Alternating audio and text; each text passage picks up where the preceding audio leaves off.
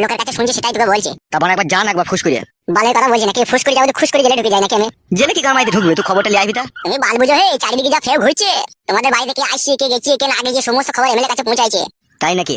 তাই নাকি মানে না? হ্যাঁ ঠিকই বলছে। আবার এইদিকে আজকে আবার আমার বিচার হয়েছে, এমএলএ সাহেব এমনিতেই আমার উপরে চড়ার হয়ে লেগে আছে। তোর আবার কি বিচার হইলো বে? ওই তো দুটো বিয়ে করিনি সেই জন্য বিচার হলো। কিসের দিকে বিচার হইলো তোর? গুদমানির ভাই এমএলএ কার কি বলবো বল, তোর বউ না তো শুনতে পেয়েছে না তোমার?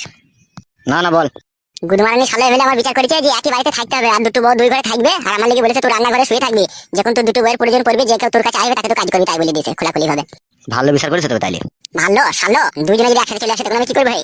ওসব কথা এখন বাদ দে, আমার কথা বল। আমার বাচ্চার কোনো অসুবিধা হয়েছিল কি এখন? এখন আপাতত কোনো অসুবিধা হয়নি, তুমি এটাকে ছাড়ি না বুঝলি তো? আর যত তাড়াতাড়ি পারবি মেয়েটাকে প্যাক করে দে, বাচ্চা করে দেবে। দিয়ে প্যাট করে দিতে হবে বে?